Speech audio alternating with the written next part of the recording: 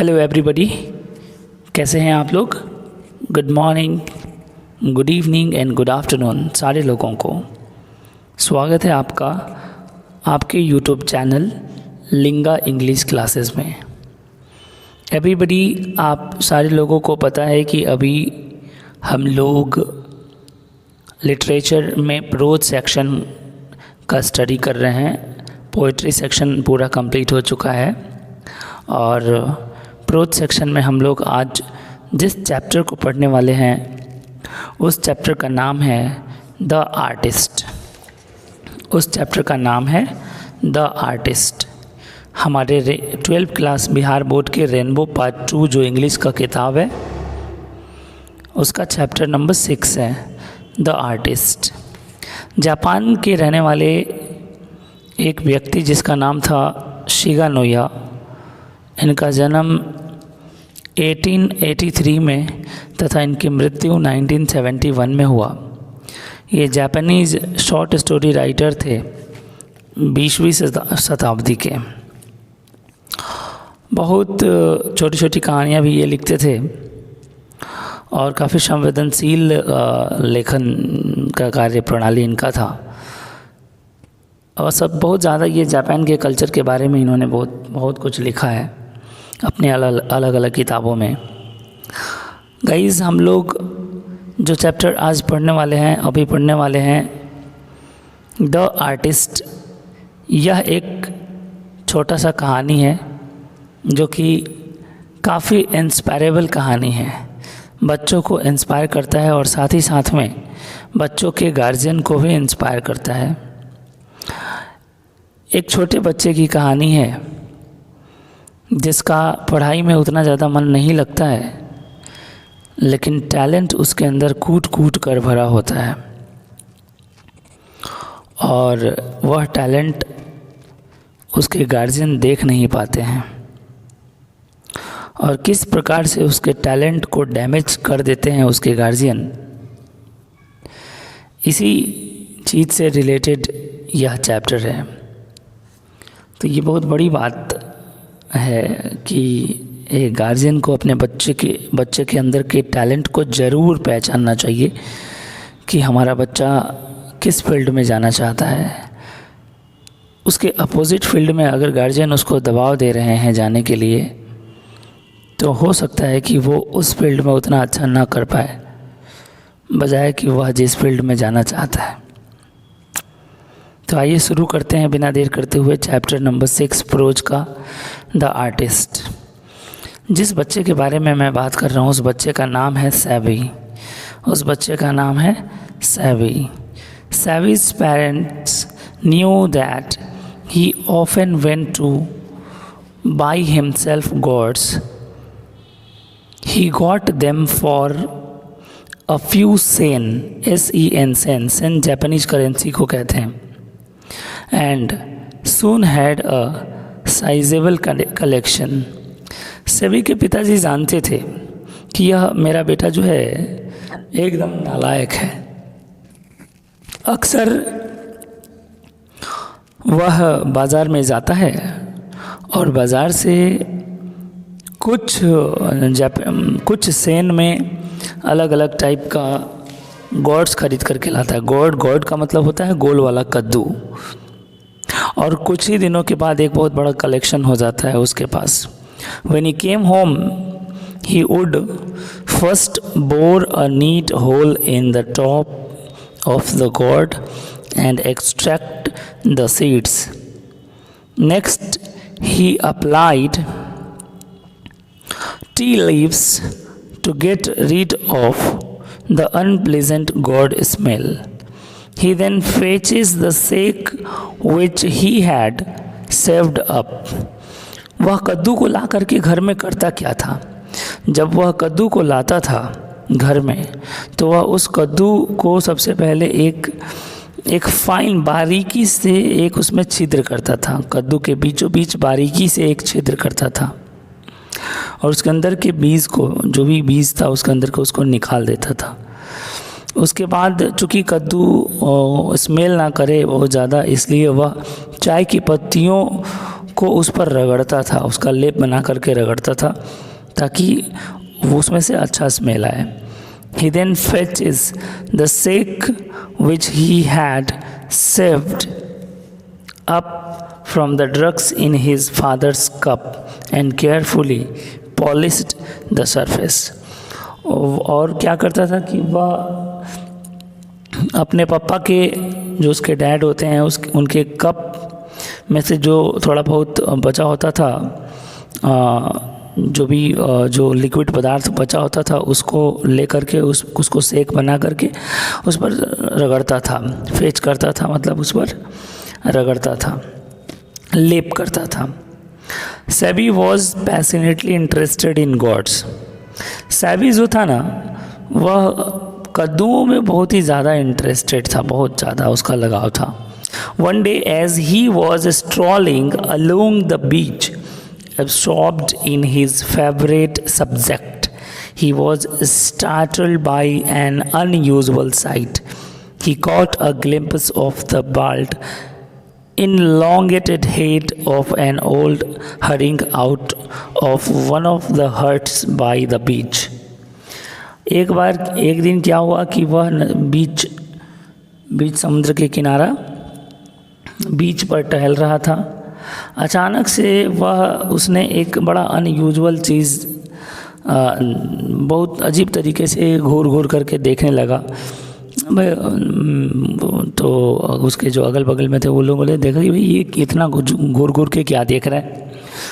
तो लोगों ने पाया कि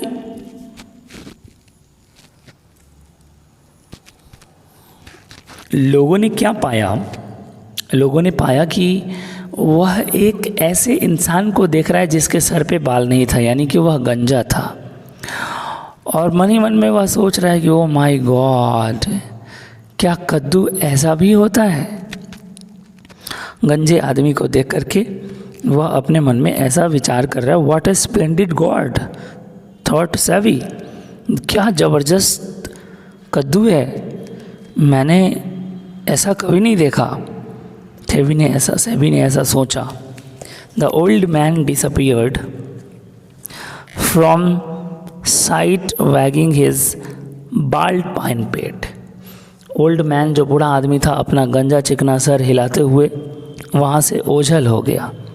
Only then did Savvy realize his mistake, and he stood there laughing loudly to himself. He laughed all the way home.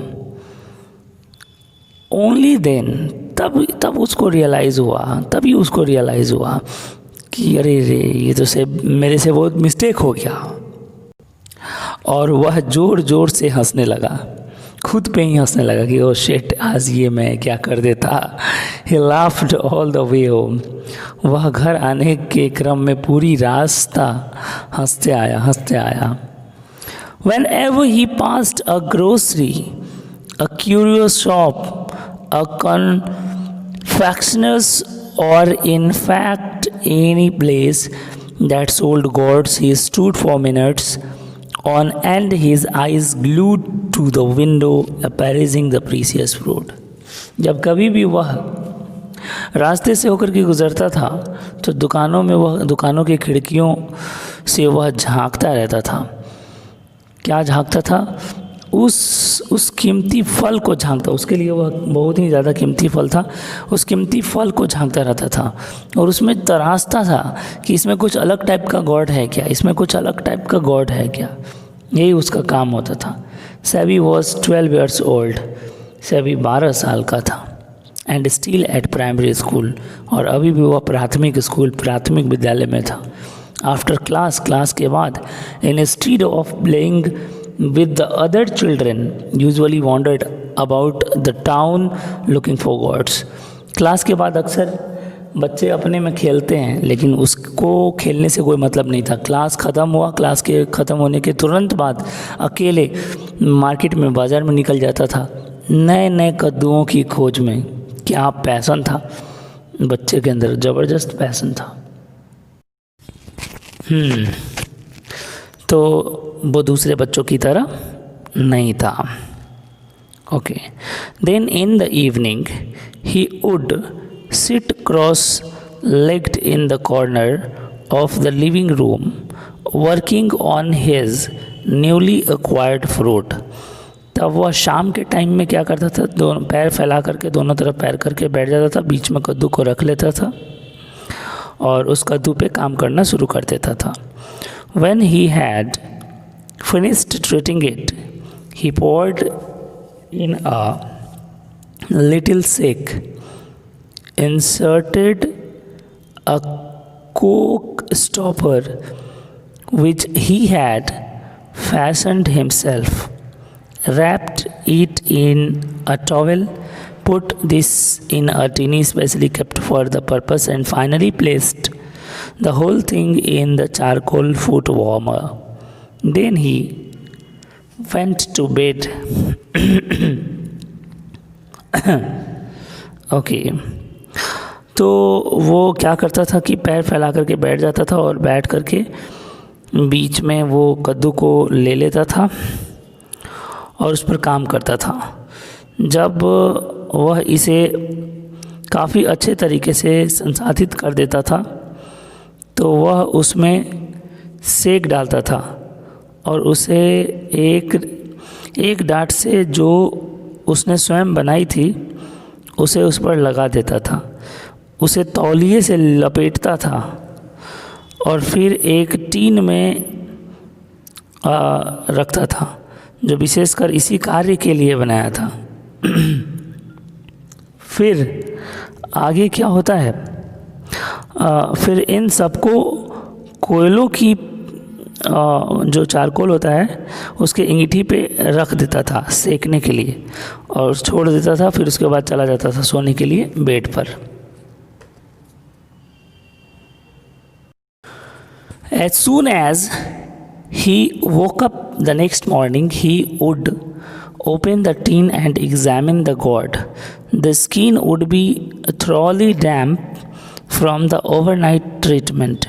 Sebi would gaze adoringly at his treasure before tying a string round the middle and hanging it in the sun to dry. Then he set out for school. अगले सुबह जैसे ही वह उठता था सबसे पहले जाके tin खोलता था जिस टीन में वो रखा था चारकोल पे और फिर उस कद्दू को काफ़ी गौर से देखता था, निरीक्षण करता था. रात भर की अभिक्रिया के कारण उसका जो छिलका था वो पूर्णतः तर हो जाता था. उसके बीच में डोरी बांधकर धूप में सुखाने के लिए लटकाने से पहले सेबी अपने आप को काफ़ी प्रसन्नतापूर्वक निहारता था. उसको लगता था कि वाह क्या प्राउड, क्या मतलब गर्वान्वित वाला महसूस करता था, क्या प्राउडी काम किया है. फिर वह स्कूल जाने के लिए चल देता था, निकल जाता था. आगे देखते हैं हम लोग 6 नंबर paragraph. Sebi lived in a harbour town. Sebi पोताश्रय नगर में रहता था. Although it was officially a city, एक छोटा सा टाउन था जिसको हम लोग शहर कह सकते हैं, छोटा सा शहर. One could walk from one end to the other in a matter of 20 minutes. 20 minute में उस शहर के इस छोर से उस छोर तक आदमी जा सकता था, इतना छोटा था. Sebi was always wandering about the streets and had soon come to know every place that sold gourds and to recognize almost every gourd on the market. SEBI कद्दू की खोज में हर गली हर मोहल्ले घूम जाता था. इवन उसको इतना ज़्यादा मतलब कद्दू से जान पहचान हो गया था कि वह क्या करता था कि कद्दू को देख के बता देता था कि यह किसके दुकान का है. वाह, amazing. He did not care much about the old gnarled, circularly formed gourds usually favored by collectors. The type that appealed to Sebi was even and symmetrical.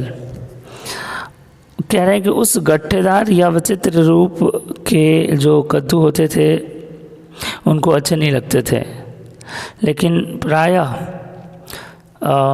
संग्रहकर्ताओं के मनपसंद होते थे। उसे तो समरूप व सुडौल प्रकार के पसंद आते थे। ओके, नेक्स्ट चलते हैं हम लोग 8 नंबर पैराग्राफ में। The youngster of yours only seems to like the ordinary looking ones, said a friend of his father who had come to call. He pointed at the boy who was sitting in the corner busily polishing a plan round God. एक बार क्या हुआ कि एक उसके पिताजी के दोस्त थे, वो घर आए और उन्होंने उस बच्चे को कोने में बैठ कर के उस गॉड को पॉलिश करते हुए देखा। तो उन्होंने कहा कि लगता है तुम्हारे लड़के को सामान्य दिखने वाले कद्दू काफ़ी पसंद है। उसके पिता का एकमात्र दोस्त था जो उनसे मिलने आया था, उसने ऐसा कहा। Fancy a lad spending his time playing around like that with gods, said his father, giving Savvy a disgusted look. तो उसके पिताजी ने क्या जवाब दिया? उसके पिताजी ने जवाब दिया कि हाँ देखो, लड़का इस प्रकार तंबू से खेलने में समय व्यतीत करता है, कितना ज़्यादा पढ़ाई में मन नहीं लगाता है। उसके पिता ने अपने दोस्त से कहा और उसके जो फादर हैं वो सेवे को काफ़ी गुस्से वाले नज़र से देखते हुए कहा। आगे चलते हैं। फैंसी के नीचे पैराग्राफ नंबर 10 में see here Sevi my lad, said the friend, there is no use just collecting lots of those things, it is not the quantity that counts, you know. What you want to do is to find one or two really unusual ones. उसके पिताजी ने उसको कहा कि देखो मेरे बेटे, इन चीज़ों का भारी संख्या में संग्रह करने का कोई प्रॉफिट नहीं है। तो हम जानते हो कि इन चीज़ों को गिनने का कोई मतलब ही नहीं बनता है। क्या तुम्हें यह करना चाहिए? एक काम करो, मार्केट में जाओ और कुछ ऐसा ढूंढो जो एकदम अलग हो, जो एकदम वास्तव में वो निराला हो, बाकियों से अलग हो। तो उसके बेटे ने जवाब दिया, सेवे ने जवाब दिया, मुझे इसी प्रकार का पसंद है, मुझे इसी प्रकार का पसंद है। Okay. Sevi's father and his friend started talking about gods. सेवी's father, सेवी के पिताजी और उसके दोस्त बात करने लगे। Remember that back in God they had at the agriculture show last spring, said his father. It was really beauty, wasn't it? दोनों लोग बस बात कर रहे हैं कि अरे वहाँ गया था, देखा था वो वाला गॉड कितना अच्छा था। तो उसके पिता कह रहे yes I remember that big long one ना, वो बड़ा वाला ना, हाँ वो बहुत अच्छा था। आगे क्या होता है? As Sevi listened to their conversations, he was laughing inwardly. The back-in god had made quite a stir at the time, but when he had gone to see it, having no idea of course who back-in might be, he had found it rather a stupid-looking object and had walked out of the show. सेवे उनका वार्तालाप सुनते हुए मन ही मन में हंस रहा था। लेकिन यानी कि जो कद्दू था, कद्दू ने उस समय बड़ी हलचल पैदा कर दी थी, परंतु जब वह उसे देखने गया था तो उसे वह मूढ़ सा प्रतीत हुआ और वह प्रदर्शनी से बाहर आ गया था। बहुत ज़्यादा घुटन हो रहा था उस प्रदर्शनी में उसको। फिर वहाँ से वो बाहर आ गया। मुझे वह कुछ विशेष प्रतीत नहीं हुआ था। 7 टोका वहाँ पे उन लोगों के बीच में जो कन्वर्सेशंस हो रहे थे वहाँ पे टोका और कहा कि मुझे कुछ विशेष नज़र नहीं आ रहे थे। वह तो बहुत बड़ी बेढौल सी अजीब थी। उसके पिता की आश्चर्य व क्रोध से आंखें फैल गई और उसके तरफ आंखें फाड़ फाड़ करके देखने लगे। यह क्या है? वह चीखा। उसके जब तुम नहीं जानते कि किस बारे में बात कह रहे हो तो अच्छा है कि चुप ही रहो, उसके पिताजी ने उसको डांटते हुए कहा। One day when he was walking along an unfamiliar back street, he came upon an old woman with a fruit stall. She was selling dried persimmons and oranges on the shutters of the house behind the stall. She had hung a large cluster of gourds. एक दिन क्या हुआ कि जब वह एक अपरिचित अपने गली के पीछे में वह घूम रहा था, उसने एक बूढ़ी औरत को देखा जो फलों को बेच रही थी। काफ़ी सूखे तेंदू और संतरे बेच रही थी। वो पीछे के घर के दरवाजे पर जो कद्दू था उसके गुच्छे को लटका रखा था उसने। Can I have a look? सेठ सेबी। सेबी ने उस बूढ़ी औरत से कहा कि क्या मैं इसको अच्छे तरीके से देख सकता हूँ? And immediately ran behind the stall. और भागते हुए वह स्टॉल पे गया। And began examine the gods. और गॉड को एग्जामिन करने लगा, देखने लगा। Suddenly he caught sight of one which was about 5 inches long and at first sight looked quite commonplace. Something about it made Sebi heart beat faster. उसमें से एक ऐसा कद्दू दिख गया जो इसको देखकर मज़ा आ गया, जो जिसको लेने के लिए ये काफ़ी ज़्यादा आतुर हो गया। उसे देखकर इसकी जो धड़कनें थी वो तेज़ हो गई। How much is this one? He asked, painting out the words. उसने पूछा कि यह कितने का है? Well, said the woman, since you are just a lad, I'll let you have it 10 cents. चूँकि तुम एक छोटा बच्चा हो इसलिए मैं तुम्हें 10 सेंट में ये दे दूँगी। ये किसने कहा? 10 सेंट में दे दूँगी, ये बूढ़ी औरत ने सेबी से कहा। In that case Sebi urgently please hold it for me, won't you? I be right back with the money. क्या आप इसे थोड़ी देर के लिए रख सकते हो? मैं यूँ गया घर और पैसा लेके आ रहा हूँ, मुझे ये कर दें प्लीज़, आप ये किसी को मत देना। He dashed home and in no time at all was back at the stall. He bowed the god and took it home. दौड़ के घर गया और घर से वापस आया और उसने ख़रीद लिया वो कद्दू। From that time on, he was never separated from his new god. He even took it along to school and used to polish it under his desk in class time. It was not long before he caught at this by one of teachers who was particularly incensed because it happened to take place in ethic class.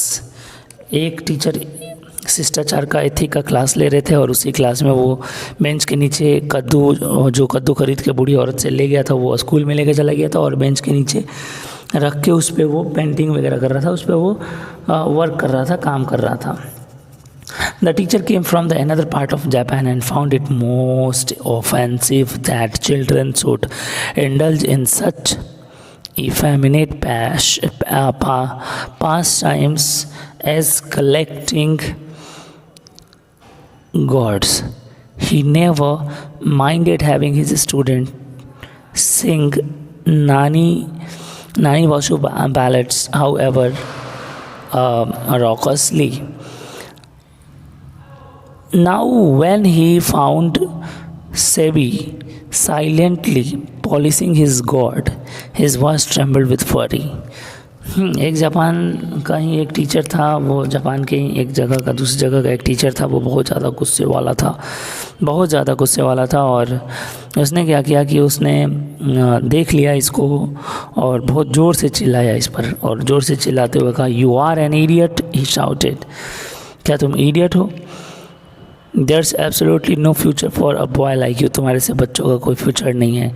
Then and there he confiscated the gourd on which Sebi had spent so many long hours of work. Sebi stared straight ahead and did not cry. उस teacher ने क्या किया कि वह कद्दू को खरीद लिया, उस कद्दू को जब्त कर लिया, उस कद्दू को छीन लिया उससे, और उसको बहुत बुरा भला बोला। सेबी रोया भी नहीं और चुपचाप खड़ा हो गया। When he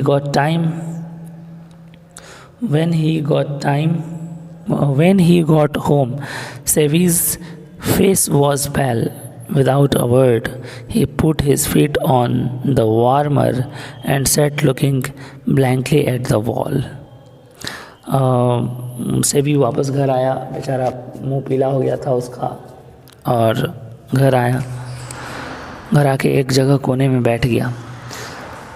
after a while a teacher arrived, कुछ ही क्षण के बाद वो जो टीचर था वो इसके घर आ गया, और इसके घर आकर के वो इसकी माँ से जो है वो इसकी शिकायत करने लगा। गनीमत यह थी कि इसके पिताजी उस वक्त घर पे नहीं थे, और जैसे ही शिकायत करके टीचर अभी घर से बाहर जा ही रहे थे, तब तक अभी तो टीचर गए भी नहीं थे, तब तक उसके पिताजी घर में एंट्री मार देते हैं और पूछते हैं कि अरे क्या हुआ, ये टीचर यहाँ पे क्या? तो उसकी माँ ने सब कुछ बता दिया। बस इतना में ही उसके पिताजी काफ़ी गुस्से में आ गए, और गुस्से में आकर के उसके पिताजी ने क्या किया कि जितना भी उसके दीवार पर लगा हुआ था, जितने भी कद्दू थे, सबको तहस नहस कर दिया, सबको बर्बाद कर दिया। The next day the teacher gave Sebi's confiscated god to the old potter. अगले दिन बेचारा सेबी कुछ नहीं किया, अगले दिन फिर सेबी जो है वो 2-3 दिन तक स्कूल नहीं गया, और उसी बीच जो उसके टीचर ने जो सेबी से जब्त किया था, देखिए उसका अब क्या करते हैं। जब्त किया हुआ जो कद्दू था उसके टीचर एक द्वारपाल जो होता था उसके स्कूल का, उसी को दे देते हैं। वो बोले कि ये किसी काम का नहीं है, ये लो तुम रख लो। He said as if handing over some unclean object. उनको लगा कि ये कचरा है, लो ले जाओ कूड़े करकट में फेंक दो। उस इंसान ने क्या किया कि उसको फेंका नहीं, उसको घर ले जा करके टांग दिया। कुछ महीनों के बाद क्या हुआ कि उसकी नौकरी भी चली गई और उसको खाने के लिए भी लाले पड़ गए। तो वह जो द्वारपाल था स्कूल का, काफ़ी पैसों के लेकर के तंगी में आ गया, घर सामान बेचना शुरू कर दिया। तो उसने उस गॉड को वह ले गया बेचने के लिए एक क्यूरियो डीलर के पास। क्यूरियो डीलर ने कहा कि ठीक है, मैं इसका 50 येन दे सकता हूँ। तो उसने कहा कि चलो ठीक है, 50 येन भी मिलेगा। तो 50 येन पर बेच दिया। उस जो वो द्वारपाल था स्कूल का, उसको लगा कि अरे ये सड़ा हुआ चीज़ का 50 येन मिल गया हमको। ये उसने सोचा कि ये दुकानदार महा बेवकूफ़ आदमी है। उसने सोचा कि दुकानदार से ऐसा बेवकूफ़ तो इस दुनिया में कोई नहीं है जो इस सड़े गले चीज़ को 50 येन में मेरे से ले लिया, 50 येन दिया मुझे। और उस दुकानदार ने सोचा कि मैंने उसको बेवकूफ़ बना दिया, क्योंकि मैं इसको कम से कम 600 येन में बेचूंगा, और वो 50 येन का ख़रीदा हुआ वो जो क्यूरियो सेलर था उसको 600 येन में बेचा। तो सीरियसली यह एक बहुत ही ज़बरदस्त कहानी थी कि उस बच्चे के अंदर जो उस बच्चे के अंदर जो काबिलियत थी, उस काबिलियत को पहचान नहीं पाए लोगों ने, उसके पिता ने, उसके शिक्षकों ने, और एक दुकानदार उसकी काबिलियत को पहचाना और उसकी चीज़ों को 600 येन में बेच दिया। तो सीरियसली ये एक काफ़ी ही इंस्पायरेबल कहानी है। हर फादर को, हर गार्जियन को, हर टीचर को समझना चाहिए कि यह लड़का किस फील्ड में जाना चाहता है और जिस फील्ड में जाना चाहता है उसे उस फील्ड में अच्छा करने का मौका देना चाहिए। So thank you very much. इस प्रकार से ये जो चैप्टर है वो समाप्त हुआ।